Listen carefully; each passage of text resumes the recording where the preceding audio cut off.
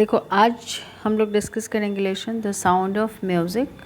Okay, chapter 2। Chapter 2 है beehive, जो आप लोगों की बुक है क्लास 9th की इंग्लिश की, उसका सेकंड है lesson chapter.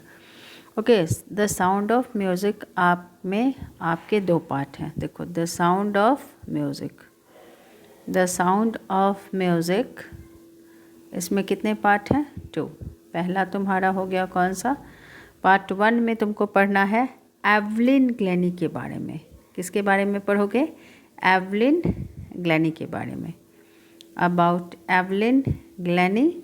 And the second part is part two is about Bismillah Khan. Bismillah Khan, Bismillah Khan, ठीक है। तो इस वीडियो में हम लोग डिस्कस करेंगे part 1, that is about Evelyn Glenny. देखो, ये लेसन क्यों दिया गया है? इंग्लिश का कोई भी चैप्टर होता है या हिंदी का कोई भी चैप्टर जो आप पढ़ते हो, तो we just get a lot of things, lot of motivation, inspiration from that particular chapter. कभी किसी से इंफॉर्मेशन भी मिलता है, किसी से मोटिवेशन या इंस्पिरेशन भी मिलता है। जब तुम ये लेसन पढ़ोगे देन यू विल थिंक ये जो है डिफरेंटली एबल्ड है। एवलिन ग्लेनी जो है वो डिफरेंटली एबल्ड है। हम लोग देखेंगे कि कैसे। सबसे पहले तो देखो, इसका चैप्टर जो है, इसका लेसन जो है पार्ट 1 का जो हेडिंग है वो काफ़ी इंटरेस्टिंग है। क्या है? देखो क्या है। Evelyn Glennie listens to sound without hearing it. Okay, क्या लिखा हुआ है कि Evelyn Glennie listens to sound without hearing it. To understand this heading title, पहले ये जानो कि what is the difference between hear and listen. ठीक है, मान लो कि कहीं पे तुम ये वीडियो देख रहे हो या फिर तुम कहीं पे बैठे हुए हो सकता है कि तुम किसी चीज़ को बहुत ध्यान से सुनते हो, अपना फुल कंसंट्रेशन उस चीज़ पे देते हो, बट समटाइम्स इट हैपन्स कि कहीं कोई आवाज़ होती है और तुम उसको नहीं सुनना चाहते हो, तब भी तुम सुन लेते हो। तो वहाँ पे वर्ड हम लोग यूज़ करते हैं उसके लिए हियर। वहाँ पर क्या वर्ड यूज़ करोगे? हियर। हमेशा याद रखना, प्रैक्टिस ये स्पोकन इंग्लिश में भी काम आएगा। तो जब भी कहीं कोई आवाज़ होती है, आप सुन सकते हो, तो आप सुनना चाहो या नहीं सुनना चाहो सुन लेते हो, तो वहाँ पर वर्ड यूज़ करते हैं I hear. I heard a sound, I heard a noise. अब नॉइज़ तो कोई कॉन्सेंट्रेशन के साथ सुनता नहीं है। लिसन वर्ड कब यूज़ करते हैं? जब आप गाने सुनते हो या जब आप किसी की बात बहुत ध्यान से सुनते हो। क्लास में आपके टीचर बोलते होंगे listen to me, it means अब लिसन टू मी केयरफुली कभी नहीं बोलते हैं, क्योंकि लिसन का मतलब ही होता है ध्यान से सुनना, पूरे कंसंट्रेशन के साथ। ओके, तो अब तो समझ में आया हियर और लिसन में क्या अंतर है। चलो इसके साथ एक और वर्ड समझ लो, सी और वॉच। सी और वॉच में क्या डिफरेंस है? एग्जैक्टली वही। अगर मान लो कि तुम कहीं जा रहे हो या कहीं भी हो और रोशनी है और तुम्हारी आंखें सही है, तो जो चीज़ें हम नहीं भी देखना चाहते हैं वो हम देखते हैं, तो वहाँ पर वर्ड यूज़ करते हो आई शॉ हिम। ओके, लेकिन जब आप बहुत अटेंटिवली किसी चीज़ को देखते हो, बहुत ध्यान से, तो वहाँ पे यूज़ करते हैं वर्ड वॉच। आपने देखा होगा टीवी में, कभी देखो वॉच इट ऑन नेटफ्लिक्स, मतलब फ़ोन पे अगर होता है तो watch it on DD1, DD national और समथिंग लाइक दैट। तो ये डिफरेंस होता है। तो सबसे पहले देखो, यहाँ पर तुम लोगों को थोड़ा सा ये लगेगा, it's a bit, you will B perplexed for a moment, क्योंकि अगर जो ये दोनों वर्ड्स को समझेंगे उनको लगेगा Evelyn Glennie listens to sound, मतलब वो साउंड सुन लेती है बहुत ध्यान से, विदाउट हियरिंग इट। देखो, विदाउट हियरिंग इट मतलब पर्सन्स की, अगर कहा जाएगा कि उसकी हियरिंग्स, उसमें हियरिंग, उसकी हियरिंग ये कैपेसिटी नहीं है, इट मीन्स पर्सन डेफ है। तो यहाँ पे एवलिन ग्लेनी जो है शी इज़ डेफ। तो अब तुमको भी आश्चर्य लगेगा कि अगर कोई पर्सन डेफ है तो वो कैसे किसी चीज़ को सुन सकता है। That we are going to discuss in this lesson, but before we start the lesson, हम लोग तो 3 चीज़ें उनके बारे में देखते हैं। और एक चीज़ और याद रखो, ये देखो यहाँ पर जो यहाँ से शुरुआत हो रही है ये इन्वर्टेड कॉमास के अंदर है। ये चीज़ समझो, लिटरेचर का मतलब यही होता है। लिटरेचर का मतलब सिर्फ हिंदी जानना नहीं होता है। यहाँ पर देखो ये स्टेटमेंट जो है वो कैसे है, जब भी कोई तुमको लिखा हुआ कोई स्टेटमेंट मिले और वो अगर इनक्लोज्ड हो, इनक्लोज्ड बाय इन्वर्टेड कॉमास, मतलब समझ जाना वो किसी का स्टेटमेंट है और जिसने भी लिखा है उस स्टेटमेंट को उसने उसमें कोई चेंज नहीं किया है। So what has been written here, God may have taken her hearing, मतलब भगवान ने हो सकता है कि उसकी हियरिंग ले ली हो। Her hearing, her refer to whom, Evelyn Glennie. But he has given her back, he refers to God, he has given her back something extraordinary. लेकिन बदले में उनसे क्या दे दिया, कुछ ऐसा जो कि ऑर्डिनरी नहीं था, एक्स्ट्राऑर्डिनरी। और ये इन्वर्टेड कॉमास के अंदर है तो ये समझ लो कि किसी का स्टेटमेंट है। What we hear she feels, जो हम लोग सुनते हैं, जो हम लोग सुन सकते हैं, उसको वो फील करती है। She means Evelyn Glennie. और वो भी कैसे फील करती है, देखो ये हाइफन का मतलब ये होता है कि तुम उसको एक्सप्लेन कर रहे हो। यहाँ फील भी करती है तो फील कैसे करती है, far more deeply than any of us, यानी हम लोग जैसे म्यूज़िक को सुनते हैं, एवलिन ग्लैनी के बारे में कहा जा रहा है कि शी फील्स द म्यूज़िक, और वो भी कैसे, deeply than any of us. That is why she expresses music so beautifully. ये and this is the reason, ये कारण है कि वो म्यूज़िक को इतने अच्छे से एक्सप्रेस करती है। ब्यूटीफुली एडवर्ब है, ठीक है, एडवर्ब बताता है। एडवर्ब वो वर्ड है जो किसी काम के बारे में बताता है कि काम कैसे होता है। जैसे यहाँ पे बताया जा रहा है कि वो म्यूज़िक को वो एक्सप्रेस करती है, कैसे, beautifully. So in the lesson, जब हम लोग लेसन पढ़ेंगे, then we will come to know that who has given this statement, about whom you know, about Evelyn Glennie. कहा था किसी ने, आगे हम लोग देखेंगे इनका नाम, उन्होंने कहा था कि हम लोग जिसको सुन सकते हैं उसको वो फील करती है। और फील भी कैसे करती है, फील कैसे करती है, far more deeply than any of us. Okay, read the following account. Account means description. What is the synonyms of account? Then mind it, the synonym of account is description. The synonym of account is description, वर्णन। यहाँ पे read the following account of a person, तो हम लोग अब पढ़ने जा रहे हैं एक ऐसे पर्सन के बारे में description, who fought against a physical disability, जिसने किसके अगेंस्ट फाइट की। ओके, देखो फाइट करना मतलब फिजिकल फाइट नहीं, मतलब क्या किया, जिसने गिव अप नहीं किया, fought against a physical disability and made her life a success story, और जिसने अपनी लाइफ को क्या किया, सक्सेस स्टोरी बनाया। देखो जब भी हम लोग बोलते हैं ना कि परिस्थितियों से लड़ना, it means what, we are not ready to give up whatever the situation is. If adversity or challenges comes in our life, then what do we do? I'm not going to give up the things. तो कहा जाता है कि he fought against और she fought against। तो हम लोग ऐसे ही एक पर्सन के बारे में पढ़ने जा रहे हैं। And let me tell you the name of the person, that is Evelyn Glennie. Okay, लेकिन लेसन को पढ़ने से पहले देखो इसमें जो वर्ड्स हैं उसको भी समझना पड़ेगा। एक चीज़ और याद रखना, चीज़ों को अच्छे से समझने के लिए यू मस्ट हैव पेशेंस। बहुत ध्यान से तुमको समझना पड़ेगा, देखना पड़ेगा, and then you will understand. See, तो at first we will discuss the words. यहाँ पर देखो जॉशल, और साथ ही ये भी जानना कि ये कौन सा पार्ट्स ऑफ स्पीच है। आगे चल के कॉम्पिटिटिव एग्ज़ाम में ये आपके लिए बहुत ही हेल्पफुल होंगे। जॉशल, पुश रफली, किसी को बहुत आप धक्का देते हो, कैसे, पुश करते हो, रफली। Then we use the word jostle. Jostle is also main verb. Slight is the word that is adjective. Slight word किसके लिए यूज़ करते हैं, person who is a small and thin, जो छोटा भी होता है और थिन भी होता है, तो वहाँ पर वर्ड यूज़ करोगे स्लाइट। सो माइंड इट, ये क्या हो गया तुम्हारा, मेन वर्ब हो गया, और स्लाइट क्या हो गया, एडजेक्टिव। नेक्स्ट में आते हैं daunting. Daunting is again adjective. Daunting के लिए सिनोनिम्स क्या वर्ड यूज़ करते हैं? Frightening.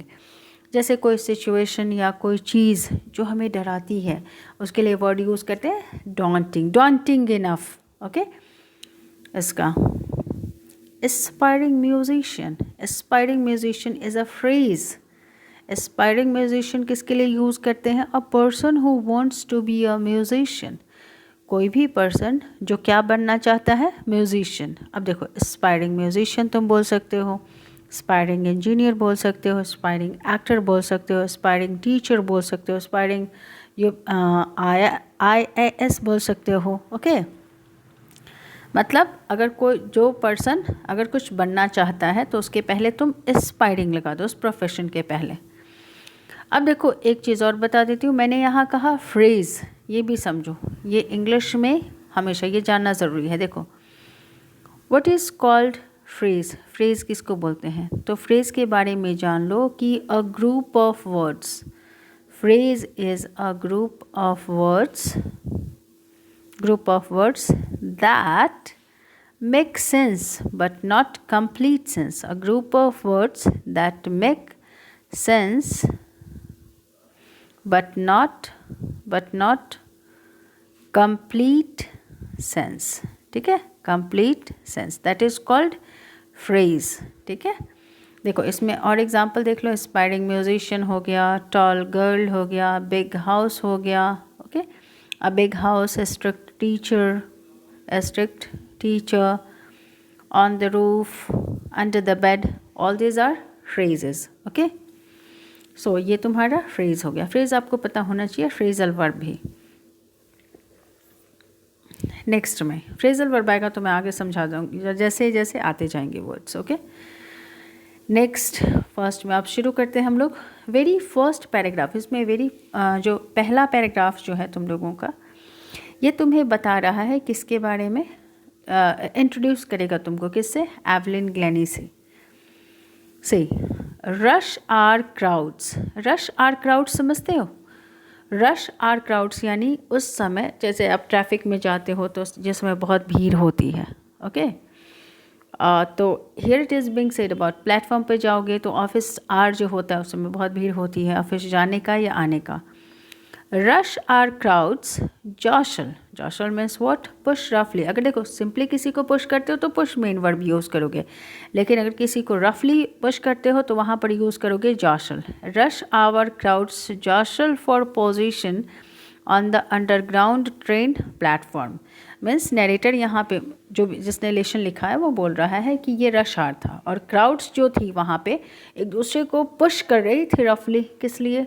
For position on the underground train platform. और उस भीड़ में, इन that crowd, a slight girl. Slight is an adjective, girl noun है, स्लाइट तो स्मॉल और थिन लड़की थी, looking younger than her 17 years. एक स्लाइट छोटी सी पतली सी लड़की थी जो लुकिंग यंगर, जो यंगर दिख रही थी दैन हर 17 ईयर्स। मतलब she was 17 years old but because of her physical appearance she was looking younger, वो उससे छोटी दिख रही थी। तो slight girl was there in that crowd who was looking younger than her 17 years and she was nervous. वो कैसा दिखने से कैसा लग रहा था? It seems her appearance, facial expression tells that she was nervous yet excited. लेकिन nervous तो थी but it seems that she was excited also. Nervous भी एडजेक्टिव हो गया, एक्साइटेड भी एडजेक्टिव हो गया, स्लाइट भी एडजेक्टिव हो गया। देखो, अगर तुम्हारे लिए पॉसिबल हो, अगर तुम्हें सही में इंग्लिश सीखनी है और अगर तुम्हारे पास पेशेंस है, ओके, तो तुम नोट डाउन भी करते जाओ कि कौन सा एडजेक्टिव है, कौन सा मेन वर्ब है। Was nervous yet excited as she felt the vibrations of the approaching train. और why she was feeling nervous, excited, जब उसने फील किया, किस चीज़ को फील किया? vibrations of the approaching train। देखो, वाइब्रेशन को feel, don't hear, mind it, क्योंकि एवलिन ग्लेनी ने यहाँ पे क्या लिखा हुआ है? She felt the vibrations. देखो, बहुत बार होता है कि हमारा फ़ोन वाइब्रेशन में रखा होता है तो हम लोग फील ही करके पता कर लेते हैं कि ये फ़ोन वाइब्रेट कर रहा है। ओके, वाइब्रेशन किस चीज़ को फील की? अप्रोचिंग ट्रेन, यानी आती हुई ट्रेन। यहाँ पे अप्रोचिंग क्या चीज़ है? एडजेक्टिव है। देखने में ये मेन वर्ब है, बट यहाँ पर ये किस चीज़ का काम कर रहा है? एडजेक्टिव का। This is present participle. It was her first day at the prestigious Royal Academy of Music. Why she was nervous? Why she was excited? क्योंकि ये उसका पहला दिन था। कहाँ पे उसका पहला दिन था? It was her first day at the prestigious Royal Academy. कहाँ पे? Of Music, जो कि कहाँ पे है? लंदन में। And obviously it was daunting enough for any teenager. ये क्या था? किसी भी टीनेजर के लिए daunting, थोड़ा सा फ्राइटनिंग था। फ्राइटनिंग इन दैट सेंस नहीं। अब मान लो कि कहीं पर आप जाते हो ऑडिशन देने या कुछ भी, तो थोड़ा सा you feel nervous.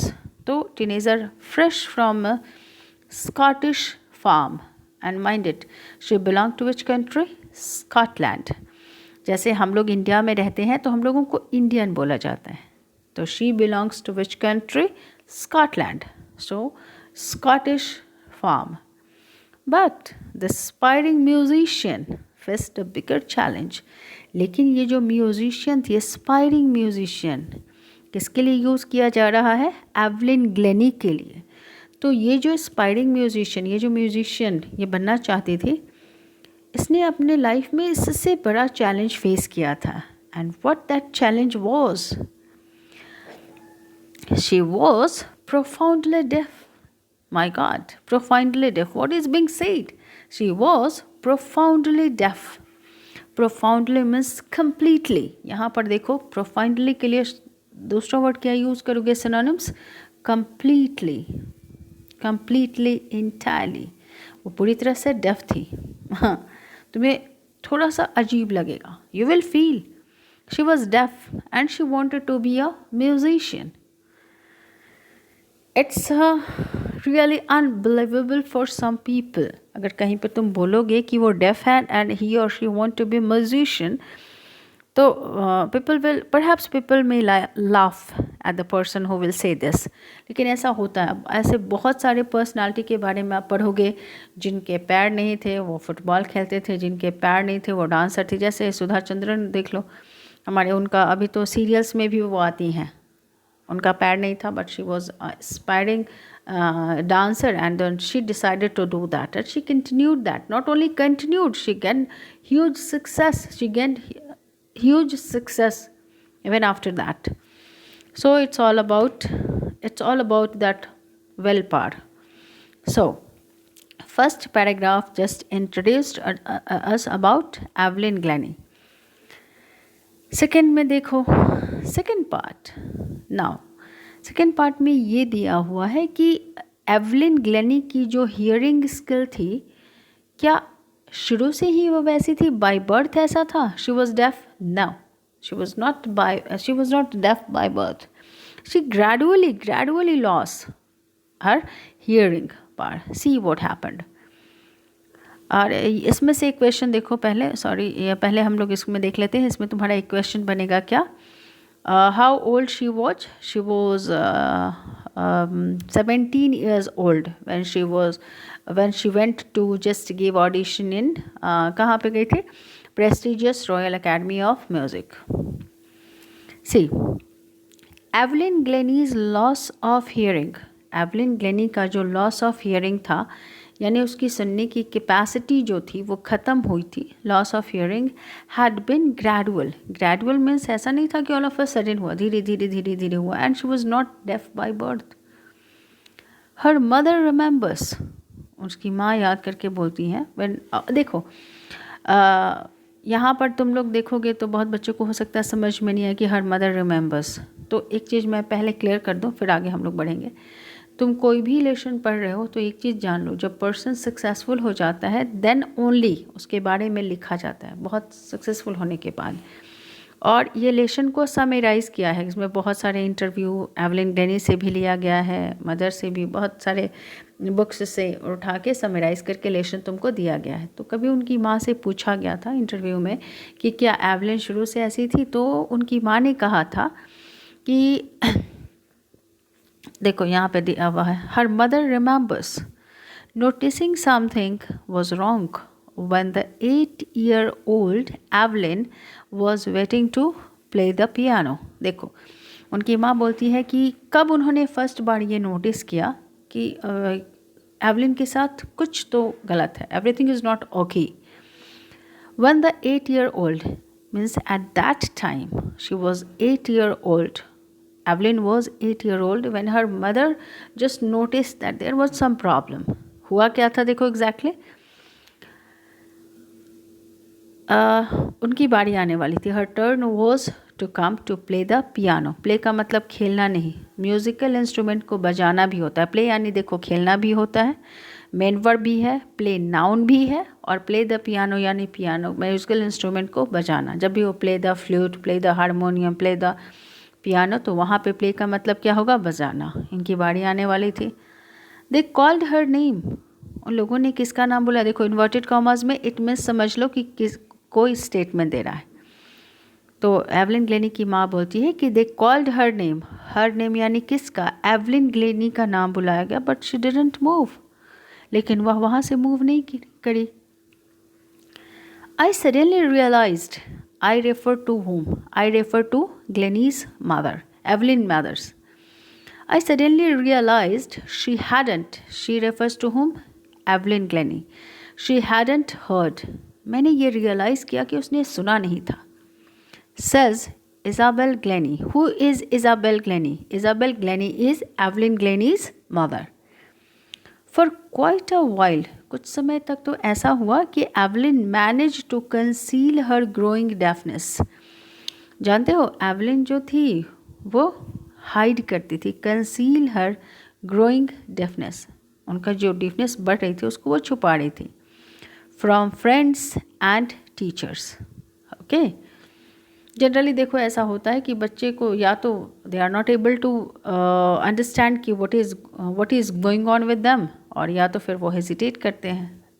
Same thing happen with her, और इसमें क्या हुआ कि but by the time she was 11, but by the time, लेकिन उस समय जब तक वो 11 ईयर्स की हुई, एंड 11 ईयर्स की हुई, हर मार्क्स हैड डिटेरियोरेटेड, उनके मार्क्स बहुत डिटेरियोरेट कर गए, बहुत कम हो गए। एंड हर, देखो ये भी मेन वर्ब है, deteriorated, and her head mistress urged, main verb again, urged main verb, her head mistress urged her parents, किसके पेरेंट्स, एवलिन ग्लेनी के पेरेंट्स से कहा to take her to a, कि उसे कहाँ पर वो ले जाएं, take her to a specialist. It was then discovered, और तब जाके पता चला, discovered that her hearing was severely impaired, तब पता चला कि उनकी हियरिंग जो थी वो सेवरली के लिए दूसरा वर्ड यूज़ करोगे बैडली, क्या यूज़ करोगे, बैडली। सिनोनिम्स हमेशा याद रखना, सेवरली इम्पेयर्ड मीन्स डैमेज हो चुका है as a result of gradual nerve damage. ठीक है, नर्व डैमेज के कारण, क्योंकि देखो नर्व और आई का कनेक्शन होता है, वो डैमेज हुआ तो ऑब्वियसली आई पे हियरिंग स्किल पे इफेक्ट पड़ा नर्व के कारण। दे वर एडवाइज्ड, दे मीन्स एवलिन के माता पिता को, पेरेंट्स को ये एडवाइस दिया गया, लोगों ने सलाह दिया, स्पेशलिस्ट ने सलाह दिया that she should be fitted with hearing ads, कि उसको क्या, आपने देखा होगा जो लोग सुन नहीं पाते हैं वो एड्स लगाते हैं ईयर में, तो उनको कहा गया कि इसको fitted with hearing aids and sent to school for the deaf, और उसे कहाँ भेजा जाए, वैसे स्कूल में जो डेफ के लिए होता है। एवरीथिंग सडनली लुक्ड ब्लैक, देखो यहाँ लुक ब्लैक का मतलब काला नहीं होगा, इट मीन्स व्हाट, होपलेस, सब कुछ मतलब फ्यूचर लगा डार्क होगा, क्या होगा अब। एवरीथिंग सडनली लुक ब्लैक, ये स्टेटमेंट किसने दिया था, याद रखो, सेज एवलिन, ये स्टेटमेंट किसने दिया, एवलिन ने। ओके, चलो तो सेकंड पार्ट में हम लोगों ने, सेकंड पैराग्राफ में हम लोगों ने ये देखा कि कैसे उनका हियरिंग, उनका धीरे धीरे ग्रेजुअल लॉस हुआ। एक चीज़ और याद रखो, जब भी लिटरेचर पढ़ो, कोई भी चीज़ हम लोग पढ़ते हैं तो उसका पर्पस क्या होता है, ऑब्जेक्टिव क्या होता है, कि देखो लैंग्वेज सीखने के साथ साथ एग्जामिनेशन हॉल में जब हमारे पास पेपर आए तो हम उस पेपर के क्वेश्चंस को सॉल्व कर पाएँ। तो उसके लिए एक चीज़ हमेशा याद रखो, इन्वर्टेड कॉमास के अंदर जब भी कोई स्टेटमेंट आए उसको बहुत ध्यान से देखो कि उस स्टेटमेंट को दिया किसने है। साथ ही साथ ये भी देखो किस कॉन्टेक्स्ट में कहा गया है। फिर ये भी देखिए आपकी जो जितने भी प्रोनाउंस यूज़ हैं, जैसे हर हो गया यहाँ पे, फिर दे हो गया, अगेन शी हो गया, ओके। तो ये सारे लोगों का ध्यान रखना कि किसके लिए यूज़ किए जा रहे हैं, ठीक है। क्वेश्चंस ऐसे आते हैं और अभी क्वेश्चन का पैटर्न तो बहुत चेंज हुआ है। और इसमें से आपके एक्सट्रैक्ट बेस्ड क्वेश्चन आ सकते हैं किसी भी लेशन से। आई एम नॉट टेलिंग कि extract would be from this lesson और that lesson. There is no guess questions in class 9th 10th 11th और 12th। आई थिंक क्योंकि अब आपके जो भी क्वेश्चन होते हैं वो कॉम्पिटेंसी बेस्ड होते हैं, कॉम्पिटेंसी बेस्ड होते हैं, और वही बच्चे क्वेश्चन का आंसर दे पाएंगे अब जो कि बहुत अच्छे से थॉरोली पढ़ाई करेंगे, ओके। Let's continue. यहाँ पर देखो weekend, already I have told you, ये कुछ वर्ड्स हैं उसको फिर से देख लो एक बार। इम्पेयर्ड, इम्पेयर्ड वर्ड किसके लिए यूज, इम्पेयर्ड के लिए ये मेन वर्ब जो मैंने कहा था डैमेज्ड, वीकेंड भी कह सकते हो, वीकेंड और damage, damage is also correct. This is a musical instrument, this is called what, xylophone. ये क्या है, जाइलोफोन, जाइलोफोन है, देखो यहाँ पे लिखा हुआ है जाइलोफोन कैसा होता है, a musical instrument, a musical instrument with a row of wooden bars of different lengths. Wait let me explain to you like this. यहाँ पर देखो, यहाँ पे क्या कह रहा है कि अ म्यूजिकल इंस्ट्रूमेंट, ये तुम्हारा हो गया म्यूजिकल इंस्ट्रूमेंट। यहाँ पर तुम देख रहे हो ना वुडन बार है, और ये जो वुडन का बार देख रहे हो they are of different lengths, different lengths के हैं ना ये, ठीक है।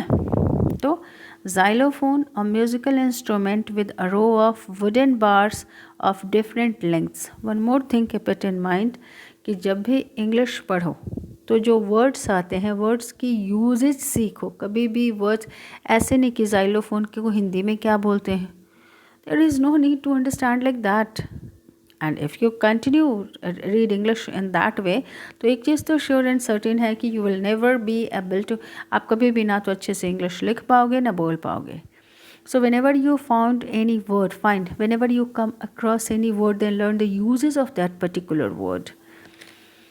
परकसनिस्ट, परकसनिस्ट किसके लिए यूज़ करते हैं, परकसनिस्ट वर्ड यूज़ करते हैं, अगेन इट्स अ नाउन, ये भी नाउन है, ये भी याद रखो। अ person who plays the drum, the tabla, ऐसा पर्सन जो ड्रम या तबला बजाता हो। आप अपने स्कूल में देख लीजिएगा कि आपके म्यूजिक टीचर जो हैं जो ड्रम या तबला बजाते होंगे, तो ही इज़ परकसनिस्ट ऑल्सो, आप उनको बोल सकते हो। पोटेंशियल वर्ड कब यूज़ करते हैं, again it is a noun but it is abstract noun. Potential word किस चीज़ के लिए यूज़ करते हैं, क्वालिटी और ability that can be developed. किसी के अंदर मान लो कोई क्वालिटी है या एबिलिटी है, किसी के अंदर कोई क्षमता है, दैट कैन बी डेवलप, जिसको आप और अच्छा कर सकते हो। बहुत बार आपने सुना होगा आपके टीचर कहते होंगे हाँ उसमें ये पोटेंशियल है, इट मीन्स व्हाट, मतलब वो टीचर आपके ये कहना चाहते हैं कि किसी पर्सन में ये क्वालिटी है कि उसको अगर हम ट्रेंड करेंगे तो वो और अच्छा कर सकता है, ओके। सो दैट पार्ट वहाँ पर यूज़ करते हैं पोटेंशियल। एक पेज का, चलो नेक्स्ट में देखते हैं। ऑडिशन, आपने बहुत टीवी पे आजकल तो बहुत प्रोग्राम आते हैं जिसमें कि ऑडिशन देने लोग आते हैं। तो audition is the word that is related to music, ठीक है, म्यूज़िक, वो एक्टिंग, ये सब। Gave a short performance so that the director could decide whether she was good enough. Auditions में होता क्या है कि सिंगर हुआ, डांसर हुआ, एक्टर हुआ, उससे कहा जाता है कि आपका जो भी है, जैसे सिंगिंग ही अगर आप करते हो तो आप एक शॉर्ट परफॉर्मेंस दो, मतलब 2 या 3-4 लाइन गा के आप बताओ, so that the director could decide whether she was good enough. Director जज कर पाए कि हाँ इसको हम ये गा सकता है या नहीं, डांस कर सकता है या नहीं, एक्टिंग अच्छी कर सकता है या नहीं, ओके। ऑडिशन हो गया। Intriguing, intriguing is a word, adjective, it is adjective, adjective, and please don't say adjective because there is no such pronunciation like adjective, adjective it is. Intriguing means anything that is fascinating and curious. कोई भी चीज़ जो आपको बहुत fascinating लगती है और curious, तो वहाँ पर word use करोगे क्या, intriguing। अब चलो हम लोग चलते हैं पैराग्राफ 3, पैराग्राफ 2 में हमने देखा कि how Evelyn just lost her hearing, ठीक है, और how it was a gradual loss of hearing. But do you know Evelyn was not ready to give up. देखो पैराग्राफ 3 में देखेंगे, but Evelyn was not going to give up. चलो आ ही गया तुम्हारा, मैंने अभी थोड़ी देर पहले सेकेंड पैराग्राफ में कहा था तुमको फ्रेजल वर्ब के लिए, वो आपका आ गया. But Evelyn was not going to give up. Give up is a phrasal verb. Let me explain it to you and wait a minute, let me C.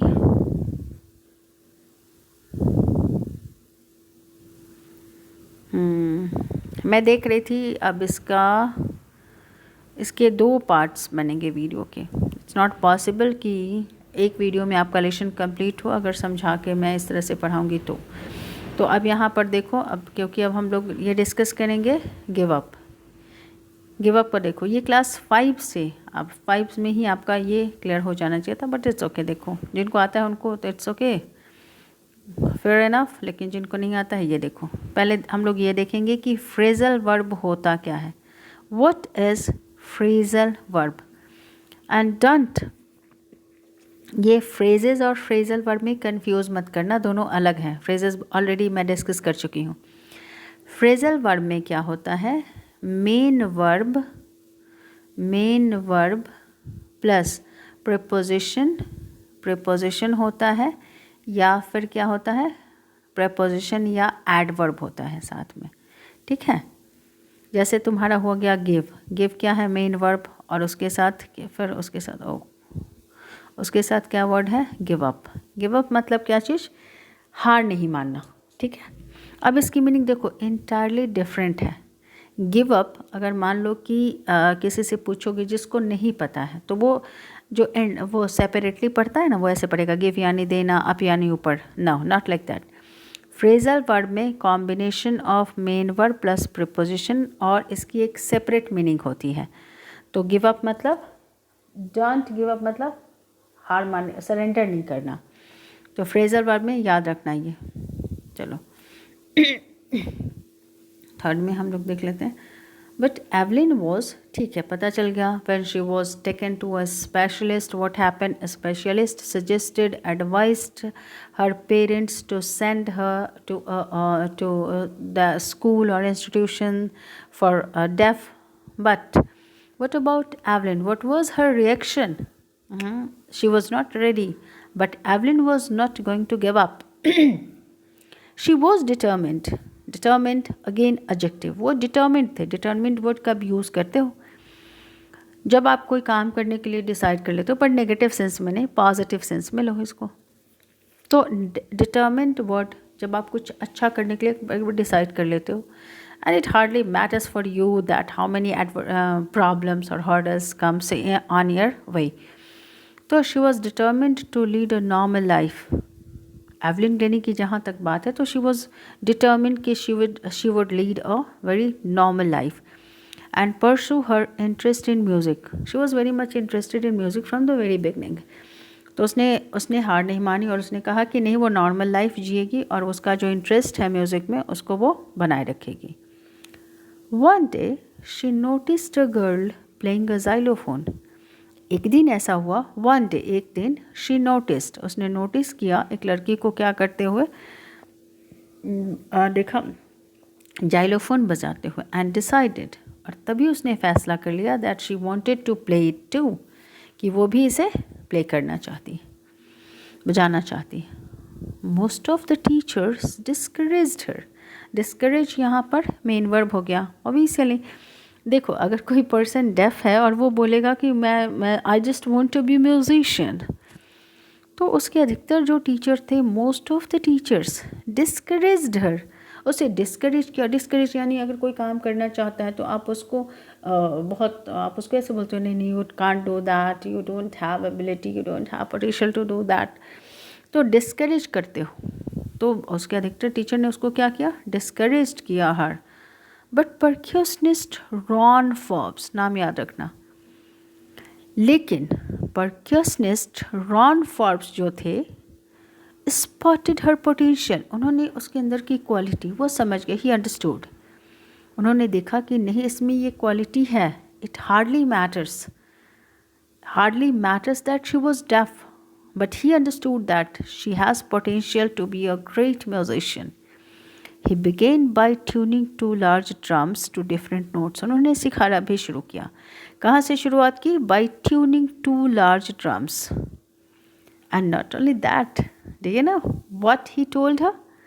Ron Forbes ने कहा Evelyn Glennie से, don't listen through your ears. Who said this? Tell me, who said this? Yes, Ron Forbes. To whom? Evelyn Glennie. Don't listen through your ears, he would say. वो कहते, try to sense it some other way. Ron Forbes ने किसको कहा? Evelyn को कहा कि इसको किसी और तरीके से तुम फील करने की कोशिश करो. Says Evelyn, suddenly I realised I could feel the higher drum. तब ये देखो, फिर इन्वर्टेड कॉमर्स के अंदर स्टेटमेंट है, but it is not being said about Ron Forbes, it is Evelyn Glennie. Evelyn Glennie ने कहा कि सडनली, अचानक से, आई रियलाइज्ड कि मैं फील कर सकती हूँ. किस चीज़ को? Feel the higher drum from the waist up. जब भी हायर ड्रम होता तो उसको वेस्ट के ऊपर से वो फील करती, and the lower one from the waist down. So obviously it was something extraordinary that was given to Glennie, Evelyn Glennie, by God. जो हम लोग सुनते हैं, she can feel that. अभी भी आप देखो, एक काम चाहो नहीं, आप इस वीडियो को देखोगे, उसके बाद एवलिन ग्लेनी की वीडियो है, आप उसको ज़रूर से देखो, उसका इंटरव्यू भी पढ़ो, and then you will be surprised how smoothly she understand the things she replied. Forbes repeated the exercise, Ron Forbes, and soon Evelyn discovered, और जल्दी ही एवलिन ने ये डिस्कवर किया, उसको ये she came to know that she could sense certain notes in different parts of her body. देखो, हम लोग आवाज़ को सुनते हैं, बट she started sensing, और उसको लगा कि उसका बॉडी का डिफरेंट पार्ट्स है, वो बॉडी का डिफरेंट पार्ट्स अलग अलग ट्यून्स को फील करता है. I had learn to open my mind. Mind means कहाँ से, कैसे, हाउ टू फील. वो she was deaf, but her brain was super active, and body to sounds and vibrations. The rest was sheer determination, और बाकी तो उसका determination था, and hard work. So just think over, इस कहानी को पढ़ोगे ना, थोड़ा सा पढ़ना और सोचना कि हम लोग थोड़ी छोटी चीज़ों को देख के बोलते हैं कि I am not able to do that. Just think about that person. और वो सिंपल म्यूजिशियन नहीं बनी. आप कहीं भी टाइप करो, यूट्यूब पे देखना, आपको मिल जाएंगे बहुत video, and how nicely she played. I would just suggest you, strongly suggest you, just go and watch her performance, her interview भी देखो. पैरा 4 तक मैं आप लोगों को डिस्कस देखती हूँ. Para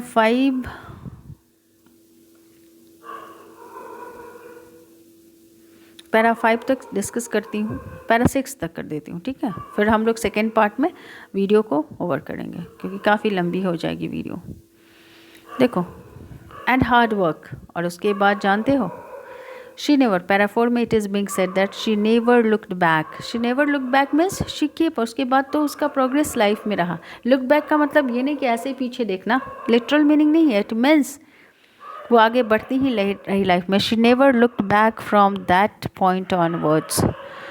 she toured the United Kingdom with a youth orchestra. वो कहाँ पे टूर? यूनाइटेड किंगडम गए. सो हम लोगों ने क्या पढ़ा? She never looked back from the point onwards. उसके बाद से she kept on progressing in her life. She toured the United Kingdom with a youth orchestra, and by the time she was 16, और जब तक वह 16 ईयर्स की हुई, she had decided to make music her life. तब उसने फैसला कर लिया that she will make music her life. When she decided to devote her time, her energy, her everything, her passion for music. She auditioned for the royal academy of music, उसने audition दिया, means a short performance जाके कहाँ पे दिया, royal academy of music में, and scored one of the highest marks in the history of the academy. तो जितने लोगों ने वहाँ पे ऑडिशन दिया था और जिन लोगों को हाईएस्ट मार्क्स आए थे उसमें से वो एक थी। She was also one of them, who, Evelyn Glennie. She gradually moved from orchestral work to solo performances. पहले तो वो साथ में परफॉर्मेंस देती थी, अब फिर वो क्या करने लगी, सोलो परफॉर्मेंस देने लगी, यानी अकेले। At the end of her 13-year course के बाद she has captured most of the top awards. वो अधिकतर सारे टॉप अवार्ड्स उसको मिल चुके थे। And do you know, the interesting thing is when she was interviewed, whenever she is interviewed, she never take any credit for this. देखो यहाँ पे क्या लिखा हुआ है, and for all this means all the achievements, all awards, all success, and for all this Evelyn won't accept any hint of heroic achievements. इसके लिए कभी वो कोई ऐसा उसको नहीं लगता कि उसने कुछ बहुत बड़ा कर लिया heroic achievements के लिए। Again heroic is an adjective, achievements तुम्हारा एब्स्ट्रैक्ट नाउन है। अगेन देखो स्टेटमेंट इन्वर्टेड कॉमर्स के अंदर है, मीन्स किसी का स्टेटमेंट है। If you work hard and know where you are going, वो कहती है कि सब लोगों के लिए वो किसी भी, ये ऑब्जेक्टिव स्टेटमेंट है। वो कहती है कि अगर आप बहुत हार्ड वर्क करते हो और आपका ये डिसाइडेड होता है कि आपको करना क्या है, where you are going, you'll get there, आप वहाँ पहुँचते हो। you'll इसको पढ़ना, don't read it, you will, you'll get there, आप वहाँ पहुँचते हो। and she got right to the top, और वो कहाँ पहुँची अपने करियर में, टॉप पे। Means it is being said about success. the world's most sought after multi-percussionist, देखो shout after multi-percussionist means famous, with a mastery of some thousands instruments, not only 1 or 2, thousands instruments, and hectic international schedule पढ़ो, schedule पढ़ो, दोनों सही है, okay. और उनका काफ़ी hectic schedule भी है। सी चलो 6 पैराग्राफ भी कर देती हूँ, सेकेंड पार्ट में हम लोग रेस्ट का कर लेंगे। Now see, it is intriguing means very fascinating, तुमको बहुत जब तुम इंटरव्यू देखोगे, इस वीडियो को देखने के बाद इंटरव्यू ज़रूर से देखना एवलिन ग्लैनी का, और जब तुम इंटरव्यू देखोगे तो तुमको लगेगा तुमको बहुत क्यूरियोसिटी इस चीज़ की कि how she was able to talk so fluently, how she understand so nicely. तो it is intriguing to watch Evelyn function so effortlessly without hearing, मतलब वो सुन नहीं सकती है, कोई साउंड नहीं वो सुन सकती है, but easily she can talk to you। वो किसी भी इंटरव्यूअर से whenever she is interviewed she talk very smoothly, और ऐसा बिल्कुल नहीं लगता है कि वो बहुत इसके लिए एफर्ट लगा रही है। आप खुद देख सकते हो उसका video. In our 2-hour discussion, interview जिसने इंटरव्यू किया था, पर्सन हु इंटरव्यूड हर, वो कहती है कि in our 2-hour discussion she never missed a word, and it is pronounced as missed, don't say missed, इसको ध्यान रखना, तुम लोग मिस्ड इसको नहीं पढ़ोगे, missed. She never missed a word, वो इंटरव्यूअर कहती है। हाँ, पर एवलिन ग्लैनी का एक स्टेटमेंट क्या है, देखो इन्वर्टेड कॉमर्स में है, वो क्या कहती है कि मैन विथ बुशी बियर्ड्स, मतलब जिनकी दाढ़ी मतलब बहुत घनी होती है ना, झाड़ियों जैसी, should just told give me trouble, मतलब कहती है कि उस वैसे लोगों से बात करने में उसको थोड़ी प्रॉब्लम होती है, बट शी अंडरस्टैंड्स, जिनकी दाढ़ी होती है, क्यों, क्योंकि उसका कहना है वो ये कहती है और उसकी बात हंसती है। Man with bushy beards give me trouble, she laughed, it is she, पहले एक बार देख लो जरा, यहाँ पे शी इज़ एवलिन ग्लैनी, अभी देखना, अभी तो और भी स्मार्ट हो गई है ये, आप देख सकते हो वीडियो उनका। It is intriguing to watch Evelyn function so effortlessly without hearing। देखो, क्योंकि वो कहती है, क्यों दाढ़ी वाले पर्सन से थोड़ी उनको दिक्कत होती है, क्योंकि वो कहती है not just watching the lips, क्योंकि सिर्फ लिप्स ही देखना ज़रूरी नहीं होता, it's the whole face, specially the eyes, बोलती है कि मैं आइज़ को देखती हूँ, वो भी देखना पड़ता है। अच्छा, चलो एक चीज़ और मैं तुम लोग को बताती हूँ। कैन यू टेल मी, पहले तुम लोगों से पूछती हूँ। ओके नहीं, पहले इसको फिनिश करके और उसके बाद मैं तुमसे ये वर्ड पूछूंगी। वो बोलती है कि it's the whole face specially the eyes, खासकर आँखों को दिखती हूँ मैं। She speaks flawlessly, flawlessly without, देखो फ्लॉलेसली यानी फ्लॉलेस, बिना कोई गलती किए हुए। Speaks flawlessly with Scottish lilt. Scottish lilt यानी क्या, जब वह बोलती है तो ऑब्वियसली स्कॉटलैंड की है तो वहाँ पर वो तो लिल्ट आता है, वे ऑफ स्पीकिंग। ठीक है, जैसे तुम साउथ इंडियन को बोलते देखोगे या फिर कहीं और भी स्टेट के, तो वहाँ लोग इंग्लिश बोलते हैं कैसे, like this, yes I am coming here till I was 11 she says, but that isn't. तो ये yes I, it's not like that कि आई एम मेकिंग फ़न की बात नहीं है, मतलब सिंपल एक मैं आपको बता रही हूँ कि वे ऑफ स्पीकिंग जो आता है। I could hear till I was 11, Scottish lilt के साथ बोलती है। और क्या बोलती है, my speech is clear because I could hear till I was 11। फिर इंटरव्यूअर को थोड़ी क्यूरियोसिटी होती है तो उससे पूछता है कि how she was able to speak so nicely clearly. तो वो बोलती है कि माई स्पीच इज़ क्लियर, वो बोलती है कि मैं बहुत अच्छे से बोल सकती थी because I could hear till I was 11। You must have remember, आप लोगों को भी याद है जब इस टेक्स्ट में हम पढ़ रहे तो हमें याद है कि वो 11 ईयर्स में कम्प्लीटली डेफ हुई थी।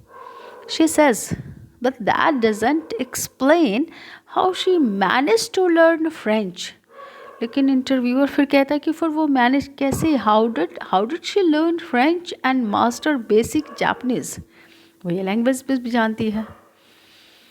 चलो ये सब वर्ड मैं बता देती हूँ। कितने पैराग्राफ आपके बच गए इस लेसन्स के, 7, 8, 9, 10, ये 3 बच गया। सेकेंड वीडियो में कल मैं आपको बता दूंगी, लेकिन ये सब वर्ड्स मैं अभी डिस्कस कर देती हूँ और कोशिश करना कि ये सारे वर्ड को कर लो। देखो, flawlessly, it's an adverb, without a fault और मिस्टेक। जब आप कोई काम करते हो जिसमें कोई गलती नहीं होती है तो कहते हैं कि फ्लॉलेस वर्क है। और फ्लॉलेस एडजेक्टिव हुआ, उसमें ly तुम ऐड कर दोगे तो क्या हो जाएगा लास्ट में, that becomes adverb. Lilt, a way of speaking, बोलने का तरीका। टिंगल्स, टिंगल्स main verb again, causes a slight pricking or stinging sensation। आप कुछ क्या मैं बताऊं आपको, स्पिरिट होता है, लाइक डिटॉल से थोड़ा डिफरेंट होता है, अगर लगाओगे ना तो स्टिंगिंग सेंसेशन देता है, तो वहाँ पे टिंगल्स वर्ड यूज़ करते हैं। But she tells about this, वो एवलिन ग्लेनी बोलती है म्यूज़िक के बारे में। Resonance is again noun, echoes of sound को हम लोग क्या बोलते हैं, रेसोनेंस। चलो आराम से देखना, अगर कोई प्रॉब्लम हो आप मुझे कमेंट बॉक्स में लिख के भेज सकते हो, ठीक है।